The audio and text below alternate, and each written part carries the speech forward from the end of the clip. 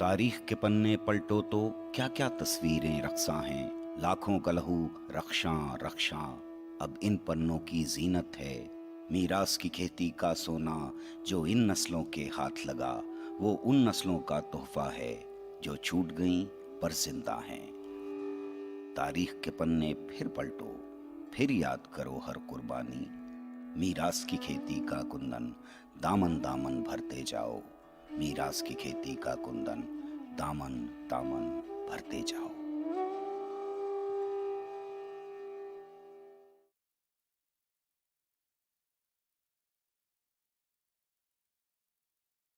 हिंदुस्तान की पहली जंग आज़ादी के नाकाम होने की मुतअद्दिद वजूहात हैं। न तो यह जंग सारे इलाकों में एक वक्त में लड़ी गई और न ही इसने सारे हिंदुस्तान का अहाता किया। अलग अलग इलाकों में इसके सरदार भी अलग अलग थे और उनके मकासद भी अलग।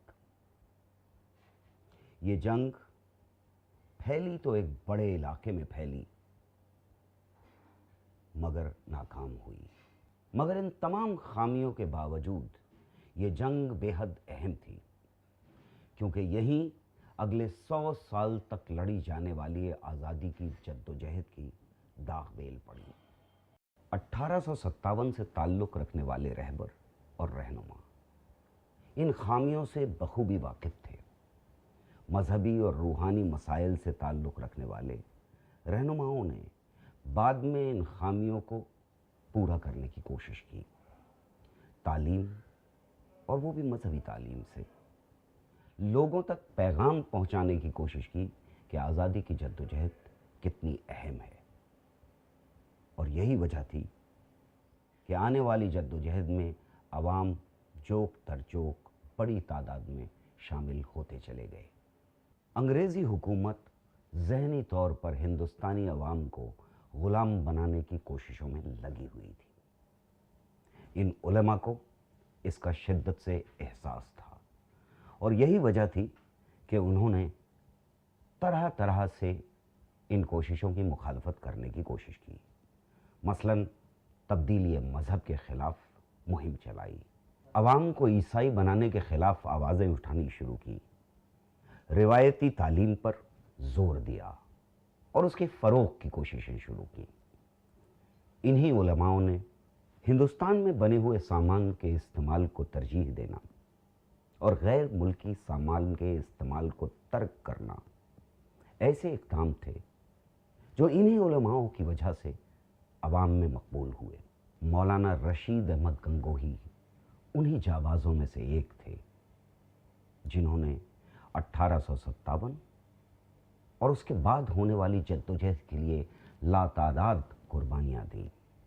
यही वजह है कि मौलाना रशीद अहमद का नाम आज भी उन जाबाज़ों की फहरिस्त में इज़्ज़त और एहतराम के साथ लिया जाता है।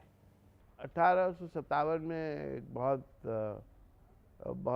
गदर हुआ, और ये गदर जैसा कि अब हम लोग जानते हैं शुरू हुआ मेरठ से, और उसके बाद लोग यहाँ आए।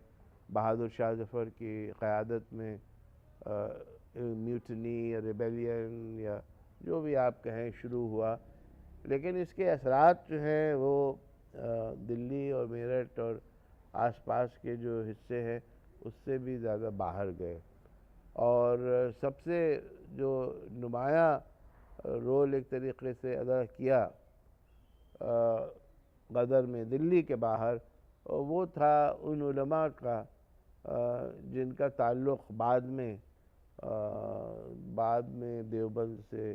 देवबंद एक शहर है, उस शहर में एक इदारा है, उस इदारे का नाम दारुल उलूम है, और दो शख्सियात जो हैं वो इस इदारे के बानी हैं, कासिम नानोतवी और रशीद अहमद गंगोही। देवबंद की तारीख़ जो है इन दो शख्सियात के बग़ैर नहीं समझी जाती सकती है। दोनों बहुत बड़े आलिम थे, कुरान के बहुत बड़े आलिम थे। दोनों के बहुत से मुरीद थे उस इलाक़े में जो इस वक्त सहारनपुर ज़िले में आता है। और दोनों ने कुरान और फ़िक़्ह पर बहुत कुछ लिखा और बोला और एक तरीक़े से उस हिस्से के लोगों को मुतासर किया। लेकिन दोनों इस वजह से भी जाने जाते हैं कि उन्होंने गदर की क़यादत की। और क़यादत क्यों की? क़यादत इसलिए की कि उनका ये मानना था कि अंग्रेज़ों की जो हुकूमत है वो इस्लाम के ख़िलाफ़ है, और अंग्रेज़ों ने जो निज़ाम बनाया है हिंदुस्तान में, वो निज़ाम जो है वो इस्लामी तालीमात के ख़िलाफ़ है। मौलाना रशीद अहमद गंगोही की पैदाइश 1829 में सहारनपुर जिले के गंगोह गांव में हुई। उनके वालिद मौलाना हिदायत अहमद उस वक्त के मशहूर आलिम थे और हजरत शाह गुलाम अली मुजद्दिद देहलवी के शागिर्द थे। रशीद अहमद गंगोही ने घर पर ही कुरान पढ़ा और करनाल में अपने मामू के पास फारसी की तालीम हासिल की। जब वो 7 साल के थे तो उनके वालिद का इंतकाल हो गया। इसके बाद उन्होंने मौलवी मोहम्मद हसन रामपुरी से कवायद की तालीम हासिल की। 1845 में दिल्ली आ गए और मौलाना ममलूक अली की शागिर्दी इख्तियार कर ली। यहीं पर उनकी मुलाकात मौलाना कासिम नानौतवी से हुई, जो गहरी दोस्ती में बदल गई। दिल्ली में ही उन्होंने शाह अब्दुल गनी से हदीस का दर्स लिया। इसके बाद उन्होंने हजरत हाजी इमदादुल्लाह के हाथ पर बैत किया और खिलाफत भी हासिल की। जैसा उस वक्त का तरीका था, मौलाना ने यूनानी तिब की तालीम भी हासिल की थी और कुछ अरसे बाद गंगोह वापस आकर उन्होंने मतब शुरू कर दिया। मौलाना साहब, मौलाना साहब। कौन है भाई? सलाम मौलाना साहब। सलाम। आइए आइए, तशरीफ लाइए। फरमाइए, कैसी तबीयत है आपकी? जी पहले से बेहतर है। अब आप ही देखिए ना, आज बिना सहारे आपके पास में चला आया। बस ज़्यादा दूर चल नहीं पाता, चलता हूँ तो सांस फूलने लगती है। पहले तो इतना भी नहीं चल पाते थे, मतलब सुधार हो रहा है। फिक्र मत करो, मैं कुछ दवाइयाँ दे रहा हूँ, ले लेना, खुदा सब दुरुस्त करेगा। दोबारा जिंदगी बख्श दिया आपने मौलाना साहब, ये लीजिए।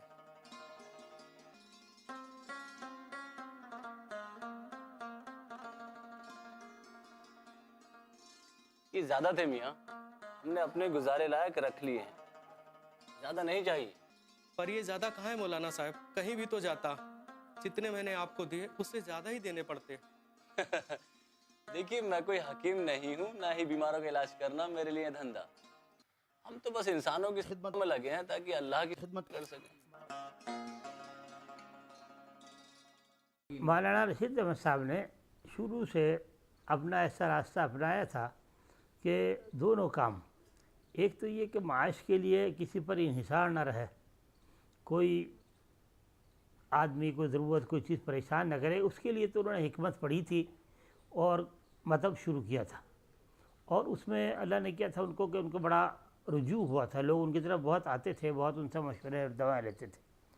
और फिर जब उन्होंने कहा कि ये कोई ज़िंदगी का मकसद नहीं है, तो हज़रत शाह अब्दुल कुद्दूस गंगोही का जो हुजरा था, जो उस वक्त बहुत ही गंदी हालत में पड़ा था और शायद वहाँ बहुत ही ख़राब उसका वो था, उसको मौलाना ने जाकर साफ़ किया और फिर वहाँ क़याम कर लिया था, क्योंकि वो लावारिस पड़ा था, कोई उसका उस वक्त मालिक भी नहीं था और कोई इसकी तरफ ध्यान देने वाला भी नहीं था। और फिर मौलाना ने पूरी ज़िंदगी उसी में गुजारी। इंसानियत की खिदमत करना अब उनका मकसद हयात था। जो इल्म अपने बुज़ुर्गों और उस्तादों से हासिल किया था, उसका इस्तेमाल खिदमत खल्क़ के लिए कर रहे थे। गंगोह के क़याम के दौरान रशीद अहमद गंगोही शेख अब्दुल कुद्दूस के हुजरे में रहने लगे। अब खिदमत दीन ही उनका ओढ़ना और बिछाना था। उधर काजी इनायत अली, हाजी इमदादुल्ला और मौलाना कासिम नानोतवी अंग्रेज़ों के खिलाफ जंग आज़ादी की तैयारियां कर रहे थे। मौलाना कासिम नानोतवी ने रशीद अहमद को शामली आने की दावत दी। इतने बरस बीत गए मेरे दोस्त, तुम्हें देखे हुए। आज अल्लाह की मेहर हुई तो तुम्हारा दीदार हुआ। सच मुद्दत गुजर गई आपका चेहरा देखे हुए मौलाना। आप खाने का इंतजाम कीजिए, हम आते हैं। आइए मौलाना साहब। जी आइए मौलाना साहब, तशरीफ रखिए।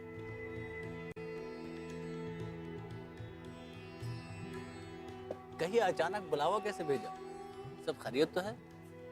हाँ सब खैरियत है मौलाना साहब, बस मुल्क को छोड़कर। ये बात तो आपने दुरुस्त फरमाई। इन अंग्रेजों के जुल्म तो हर रोज बढ़ते ही जा रहे हैं। अगर अब कुछ नहीं किया गया तो कल का क्या होगा खुदा ही जाने। ये लड़ाई हमें खुद ही लड़नी होगी मौलाना साहब। इसी सिलसिले में हमने हजरत मुफ्ती साहब से भी मुलाकात की थी। पहले हम शामली पर कब्जा करते हैं, फिर दिल्ली की ओर कूच किया जाएगा। अगर हमने शामली आज़ाद करवा लिया तो आसपास के इलाकों में भी जंग शुरू हो जाएगी। फिर इन मुट्ठी भर अंग्रेज़ों को बाहर फेंकना कोई बड़ा काम नहीं होगा। वैसे भी आजकल हिंदुस्तानी सिपाही अंग्रेज़ों के खिलाफ होते जा रहे हैं। अगर हम एकजुट हो जाएंगे तो आज़ाद होने से हमें कोई नहीं रोक पाएगा। इंशाअल्लाह। तो फिर कल सुबह रुक करते हैं शामली का और जंग मैदान का जायजा लेते हैं। जरूर।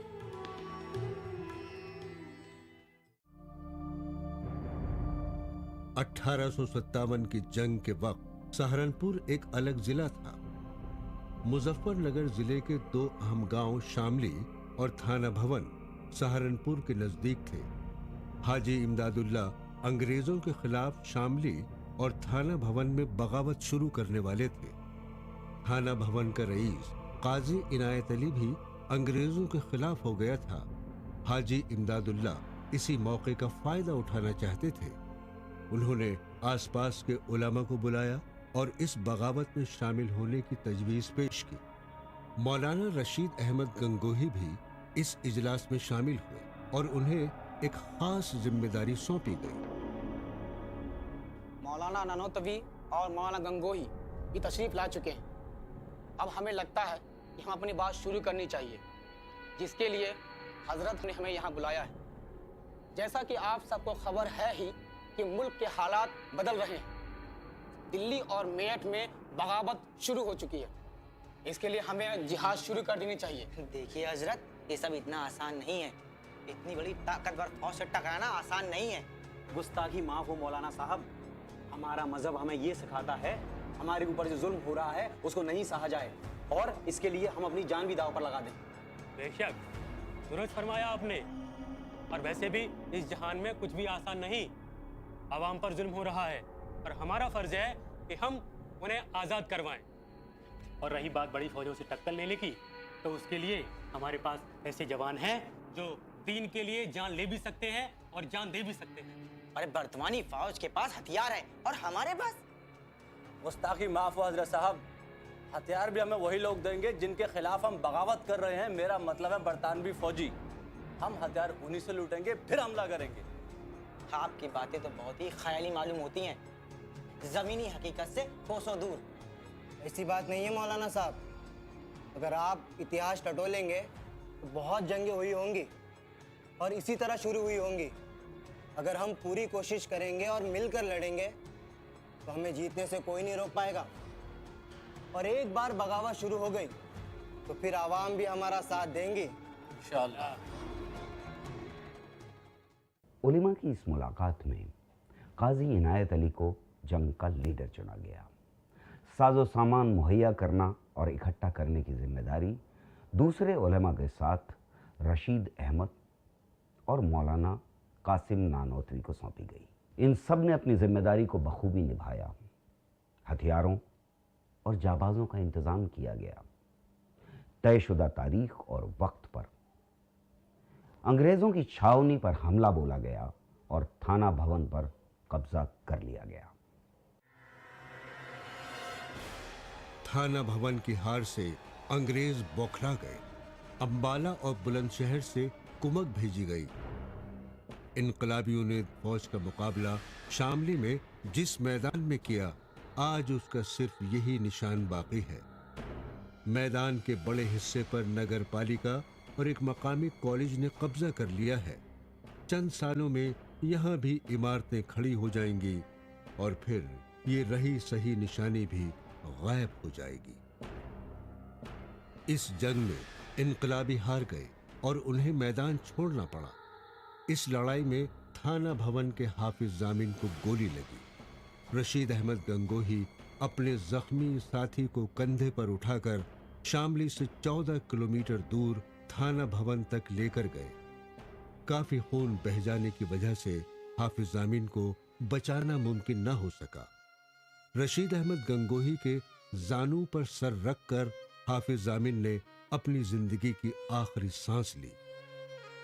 1857 के इस शहीद को इसी जंग के एक और जांबाज अब्दुल रहीम नानौतवी के पहलू में दफनाया गया। इस बार पुलिस के हाथ न लगने का फैसला किया गया। मौलाना इमदादुल्लाह होशियारी के साथ सूरत के रास्ते मक्का रवाना हो गए।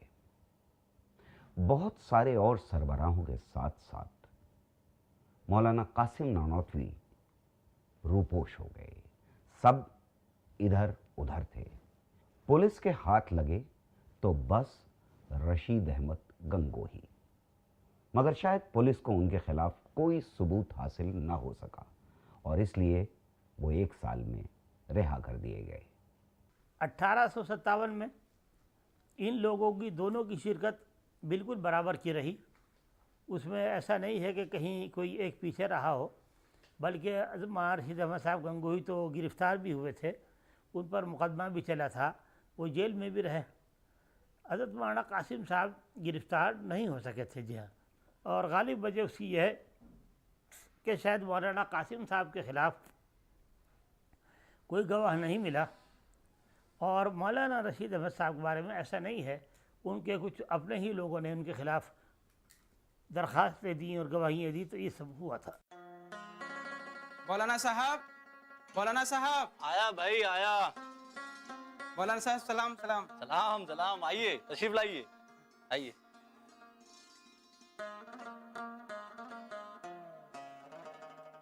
मौलाना साहब, मैं देवबंद से आया और मौलाना नानौतवी ने आपके लिए ये खत भेजा है।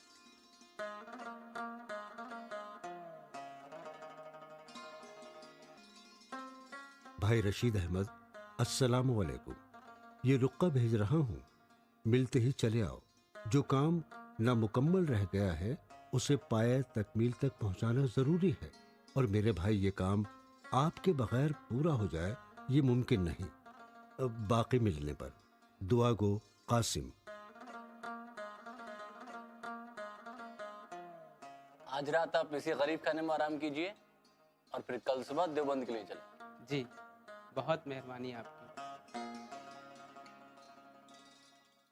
30 मई 1866 को देवबंद की एक छोटी सी मस्जिद जो छत्ता मस्जिद के नाम से मशहूर थी, यहीं मदरसा दारुल उलूम की दागबेल डाली गई। जिन उलेमा की पहल पर इस मदरसे की बुनियाद डाली गई उनमें हाजी आबिद हुसैन, मौलवी जुल्फ़कार अली, मौलवी फजलुर रहमान, मौलवी मेहताब अली और इसमें मौलाना कासिम नानौतवी के अलावा मौलाना रशीद अहमद गंगोही भी शामिल थे। शायद किसी ने सोचा भी नहीं था कि एक नन्ही सी मस्जिद में एक छोटे से मदरसे की दागबेल डाली जाएगी और वो आगे चलकर इस्लामियात की तालीम का दुनिया में इतना बड़ा मरकज़ बनेगा। और ये तो किसी के फहमो गुमान में भी ना रहा होगा कि यहीं से आज़ादी की तहरीक में अपनी जान की बाजी लगाने वाले लातादाद जांबाज पैदा होंगे। मौलाना रशीद अहमद ने जेल से रिहाई के बाद गंगोह में हदीस पढ़ाना शुरू कर दिया। उनसे हदीस पढ़ने के लिए दूर दूर से लोग आने लगे। उबैदुल्ला सिंधी वगैरह उनके शागिर्द रहे। शागिर्दों के साथ उनका रवैया बहुत मुखलिसाना और मेहरबानी का होता था। उनका तरीक़ा इतना अच्छा था कि ये मशहूर हो गया था कि अगर किसी बच्चे को भी मौलाना की शागिर्दी का मौका मिल जाए तो वो भी हदीस के रुमूज से वाकिफ हो जाए। 1880 में मौलाना कासिम नानौतवी के इंतकाल के बाद दारुल उलूम की जिम्मेदारी मौलाना के कंधों पर आ पड़ी। आने वाले 20 बरस से ज्यादा वक्त तक वो इस ओहदे पर फायज रहे और इस दौरान उन्होंने सैकड़ों नौजवानों को तालीम के अलावा हुब्बुल वतनी का सबक पढ़ाया और मुल्क के लिए सब कुछ कर गुजरने के लिए उन्हें तैयार किया। आखिरी दिनों तक मौलाना अंग्रेजों के खिलाफ लड़ते रहे और दीन की खिदमत करते रहे। साहब का इंतकाल हो गया था। उसके बाद मदरसे को जो एक बड़ा सरपरस्त, जिसको हमारे यहाँ कहते हैं, प्रिंसिपल नहीं, सरपरस्त, हाँ, वो मौलाना रशीद अहमद साहब गंगोही को बनाया गया था। और उसकी वजह से मौलाना रशीद अहमद साहब कभी कभी देवबंद तशरीफ़ लाते थे, लेकिन उन्होंने देवबंद में कभी मुस्तकिल क़याम किया हो या वहाँ कोई सबक पढ़ाया हो या वहाँ दर्स दिया हो या क्लास दी, इसका नहीं कोई सबूत है। वो उसके सरपरस्तों में थे, सरपरस्त थे। और मौलाना कासिम साहब के साहबजादे हाफिज़ अहमद साहब, और जो बाद में उनके बाद मुहतमी हुए दारुल के मौलाना हबीबुर रहमान साहब, अल्लामा शब्बीर अहमद उस्मानी के बाद, ये सब चचा, ये सब लोग पढ़ने के लिए मौलाना रशीद अहमद साहब के पास गंगोह गए थे। अगर वो यहाँ पढ़ाते होते तो इन लोगों को गंगोह जाकर रहने का कोई ज़रूरत नहीं थी। हाँ, उलमा की जो तहरीक थी वो हर तहरीक जो जंग आज़ादी से जो मुताल्लिक़ थी उसमें अलग अलग शेड्स ऑफ ओपिनियन थे, लेकिन गंगोही और मौलाना महमूद हसन साहब की जो तहरीक थी उसकी अहमियत इसलिए बनी कि वो वहीं पे ख़त्म नहीं हो गई। यानी अगर वहीं पे ख़त्म हो जाती, अंग्रेज़ उसको ख़त्म कर देते और लोग खामोश बैठ जाते तो कोई मसला नहीं था, लेकिन उनकी तहरीक ने एक ऐसे इदारे को जन्म दिया जो कि आज भी कायम है और जिसमें बड़ी बड़ी शख्सियात पैदा की और जिसने इस्लामी दुनिया में ज्यूरिस्प्रूडेंस हो, फ़िक़्ह हो, थियोलॉजी हो, हदीस हो, कुरान मजीद हो, इन तमाम चीज़ों में जिनके स्कॉलर्स ने बड़ा नुमाया रोल अदा किया। तो इसलिए मैं समझता हूँ कि इन दो हज़रात को याद रखने की ज़रूरत है, इसलिए कि इन लोगों ने एक बहुत बड़े तबके को, मुसलमानों के बहुत बड़े तबके को इंस्पिरेशन दिया। जी निकालिए सबक नंबर 3 वर्क नंबर 24 निकालिए। सलाम मौलाना साहब। सलाम, कौन जनाब हैं? हजरत मैं एहसान तैयब हूँ। अरे एहसान साहब, माफ कीजिएगा, अब दूर का नजर नहीं आता। कहिए कैसे तशरीफ लाए, कुछ खास बात है? हजरत कुछ लोग आपसे मिलना चाहते हैं, वो कांग्रेस के कारकुन हैं। अच्छा, तो ठीक है, उन्हें अंदर लाइए और बैठाइए। जी। आज हम यही रोकते हैं, बाकी कल करेंगे। सलाम मौलाना साहब। सलाम सलाम, आइए तशरीफ लाइए, आइए आप भी आइए। मौलाना साहब हम कांग्रेस के कारकुन हैं। जी अभी एहसान साहब ने बताया, खूब सुना है आप लोगों के बारे में। माशाअल्लाह, मुल्क के लिए काफी अच्छा काम कर रहे हैं आप लोग, और इस वक्त जरूरी भी है। जब तक सारी अवाम एक साथ मिलकर नहीं लड़ेगी तब तक आज़ादी मुमकिन नहीं। इसी सिलसिले में हम आपसे मिलने आए थे मौलाना साहब। अगर आप देवबंद के लोगों से अपील करेंगे तो हमारी आंदोलन को एक नई ताकत मिलेगी, और जहां मुसलमान भाई ज्यादा है वहाँ और ज्यादा ताकत मिलेगी। जरूर, इस मुल्क के लिए हम कुछ भी करेंगे। मौलाना रशीद अहमद गंगोही ने एक अपील जारी की जिसमें हिंदू और मुस्लिम इत्तेहाद पर जोर दिया गया था। कांग्रेस की हिमायत की गई थी। अवाम ने इस पर अमल किया और बहुत सारे लोगों ने कांग्रेस में शमूलियत हासिल कर ली। 1905 में मौलाना रशीद अहमद गंगोही ने इस दुनिया को अलविदा कह दिया।